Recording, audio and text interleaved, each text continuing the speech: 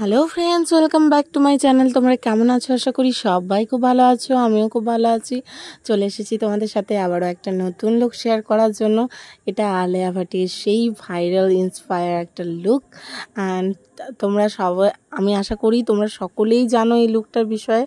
And আমি খুব excited ছিলাম এই লুকটা করার জন্য। তো ফাইনালি আমি লুকটা ডান করে নিয়েছি, আর সেই ভিডিওটা তোমাদের সাথে শেয়ার করার জন্য চলে এসেছি। তো চলো দেখে নাও কেমন করে আমি লুকটা ক্রিয়েট করলাম। প্রথমে দেখো, আমি এখানে ময়েশ্চারাইজার ইউজ করেছি, যেটা আমি অল টাইম ইউজ করি, সেই ময়েশ্চারাইজারটাই। তো সেটা দিয়ে আমি খুব ভালো মতো একটা হালকা মাসাজ দিয়ে নিলাম। অ্যান্ড তারপরে আমি এখানে জাস্ট প্রাইমার ইউজ করব। আর প্রাইমারের জন্য নিয়ে নিয়েছি আমি ম্যাটিফাইং প্রাইমার। যদিও লুকটা ডিউই ছিল, কিন্তু এখানে ডিউই প্রাইমার নিলে তোমরা গরমে থাকতে পারবে না, মেকআপটা গলে যাবে কিছুক্ষণের মধ্যেই। মেকআপটা লং লাস্টিং করার জন্য ডিউই প্রাইমারটাই, ম্যাটিফাইং প্রাইমারটাই ইউজ করতে হবে। অ্যান্ড তারপরে আমি এখানে নিয়ে নিচ্ছি একটা স্টোভ ক্রিম, যেটা ছিল সুইস বিউটির প্রাইমারও বলতে পারো। তো এটা দিয়ে দেখো আমার মুখটা কতটা গ্লো করছে, আমার স্কিনটা কতটা গ্লো করছে। জাস্ট গ্লোয়িং একটা ডিউই এফেক্টের জন্য আমি এটা ইউজ করে নিয়েছি আমার ফুল ফেসে। অ্যান্ড তারপরে আমার পিগমেন্টেশনগুলো, আমার ডার্ক সার্কেলগুলোকে হাইড করে নেওয়ার জন্য আমি খুব হালকা হাতে একটু কনসিলার ইউজ করে নিচ্ছি, যেটা ছিল সুইস বিউটিরই একটা কনসিলার। অ্যান্ড আমার স্কিন থেকে 2 শেড ডার্কার একটা কনসিলার, তো সেটা দিয়ে আমি কনসিল করে নিচ্ছি।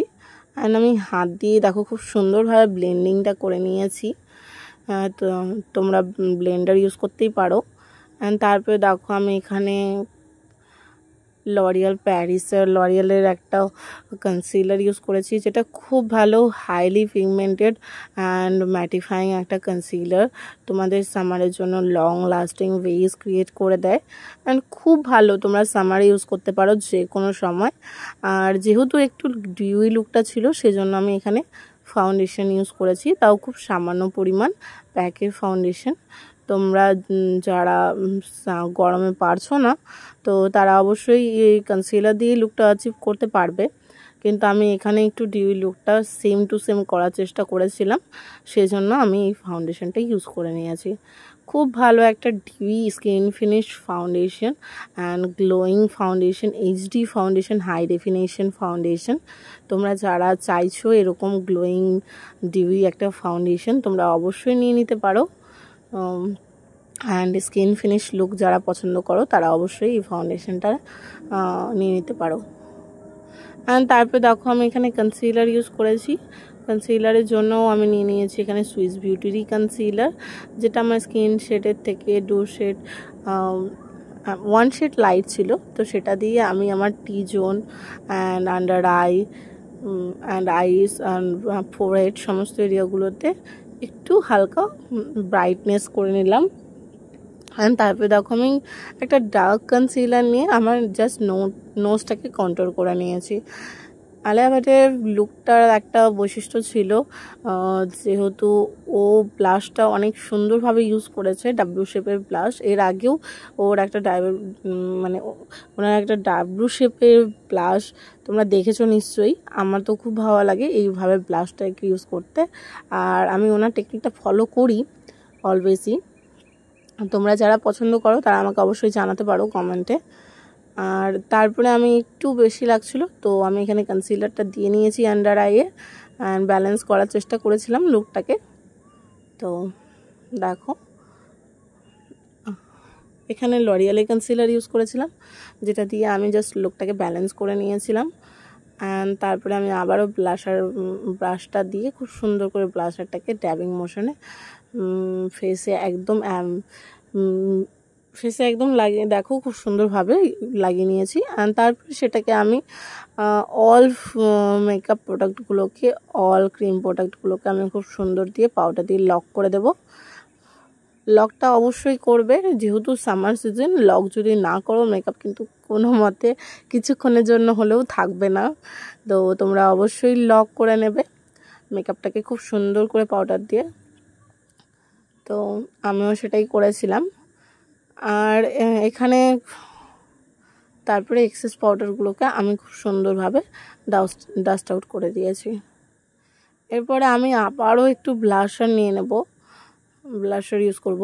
তোমরা লক্ষ্য করলে দেখতে পারবে ওর আলিয়া ভাটের পিকচারে খুব বেশি ব্লাশার ছিল। ব্লাশারটা উনি একদমই পছন্দ করেন। কন্ট্রোরটা না বললেই চলে সেরকম টাইপসেরই ছিল, শুধু নোজ কন্ট্রোর আই থিঙ্ক করা ছিল। তো আমি সেরকমভাবেই করেছি লুকটা ক্রিয়েট। তোমরা জানিও কতটা কি করতে পেরেছি, অ্যাপ্রোপ্রিয়েট হয়েছে কি না হয়েছে। আর যদি ভালো লেগে থাকে অবশ্যই তোমরাও রিক্রিয়েট করো। And like, comment, share, subscribe করতেও ভুলবেন না আমার চ্যানেলটিকে।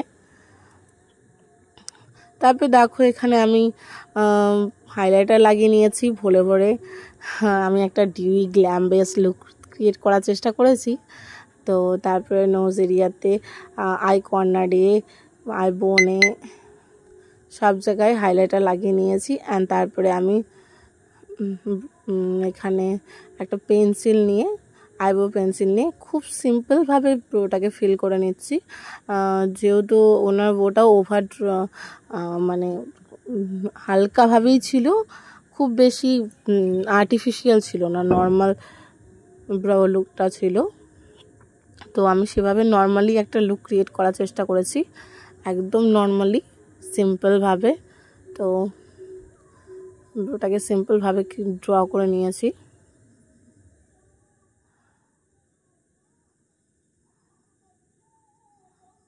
তারপরে আমি এখানে একটা পিঙ্ক আই শ্যাডো নিয়ে সেটা আমি অল ওভার দ্য লিড লাগিয়ে নিচ্ছি।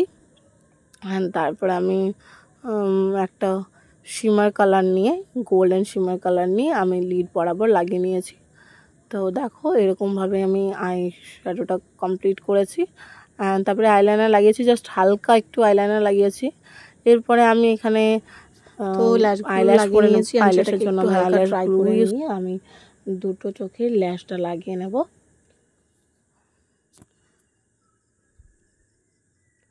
তো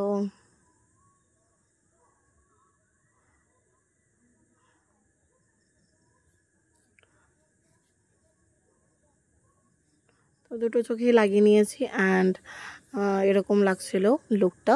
অ্যান্ড তারপরে দেখো আমি ভরে ভরে আবারও হাইলাইটার লাগিয়ে নিয়েছি। অ্যান্ড তারপরে লাস্ট নট দ্য লিস্ট আমি একটু সেটিং স্প্রে ইউজ করে নেব।